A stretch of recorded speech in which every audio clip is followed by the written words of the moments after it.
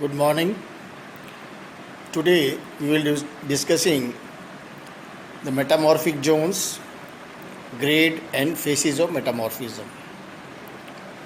You all know that metamorphism in general we talk is of progressive metamorphism or prograde metamorphism. There is also retrograde metamorphism or regressive metamorphism. Once we say prograde metamorphism or progressive metamorphism, it means the metamorphism giving rise to the formation of minerals which are typical of higher grade, that is higher temperature than the former phase assemblage. Right? So there is a progressive, means that from low grade to medium grade to high grade. Right? This is progressive metamorphism.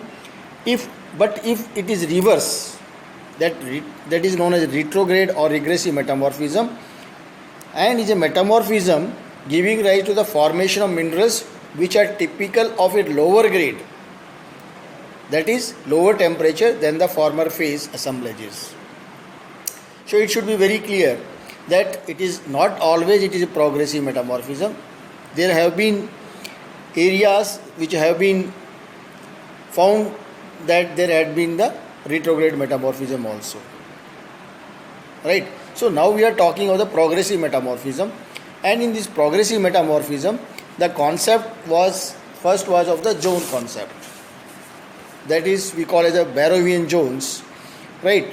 The metamorphism usually takes place in response to rise of temperature. Progressive changes brought about in rocks by rising temperature are called progressive metamorphism. Successive rises of temperature bring about series of reactions which changes mineral assemblage. Barrow in 1912 has delineated following series of metamorphic zones on the basis of mineral assemblage in metapelites in response to increasing temperature. The first zone that he gave the name chlorite zone, naturally characterized by chlorite, muscovite, phyllite or schist. Then biotite zone, characterized by appearance of biotite. Then almandine zone or the garnet zone, appearance of garnet. Similarly staurolite zone, then kyanite zone, sillimanite zone. So these means from your chlorite to can say sillimanite, this is a progressive metamorphism, and on the basis of appearance of these characteristic or index minerals he named that zone chlorite zone. Means that the mineral chlorite or muscovite, it persists through and through where it gets delineated and the appearance of biotite starts. Naturally next zone biotite begins. So this is a progressive with rise of temperature. The zones recognized by pilitic rocks are called Barrovian zones. Pilitic rocks tend to show textural changes with rising temperature as phyllite, mica schist, gneiss. The term isograde may be defined as the line of outcrops on which a mineral assemblage begins to appear or disappear. You can say the index minerals.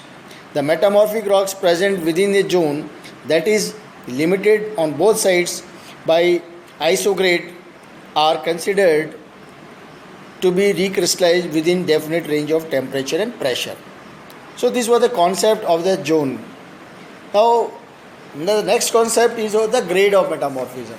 Same way, the grade of metamorphism, this is the approximate extent to or degree to which an original rock has been changed due to metamorphism is expressed by the term metamorphic grade. Grades of metamorphism are recognized in the rocks as low grade, medium grade and high grade. Each metamorphic grade is indicated by presence of index minerals that are stable only within pressure temperature range characteristic for that grade. The transition points from one grade to another grade are arbitrarily fixed.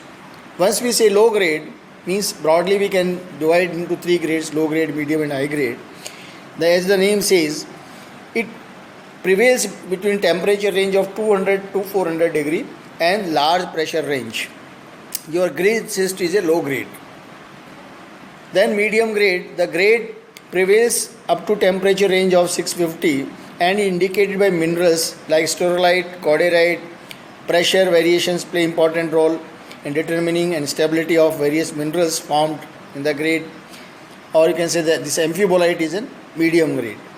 Similarly, high grade means the temperature range is beyond 650 degree and presence of more than 3.5 kilobar pressure, that is, they say granulite.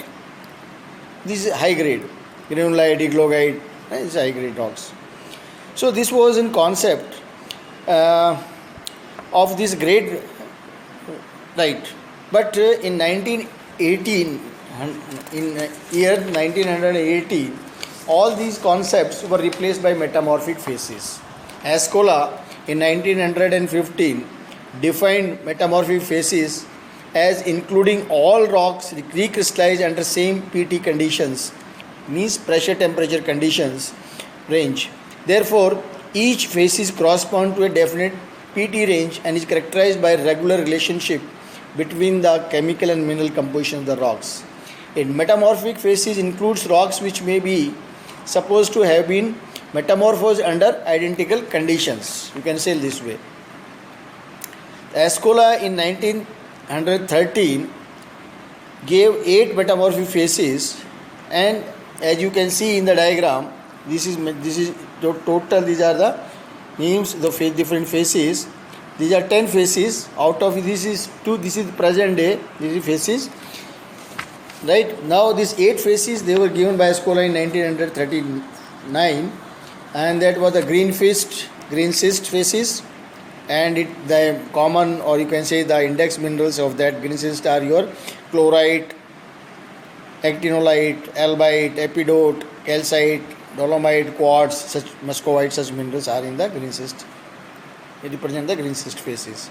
Then epidote, amphibolite, as the name says, then epidote, amphibole, plagioclase, quartz, hornblende. Such minerals are there in this epidote, amphibolite phases.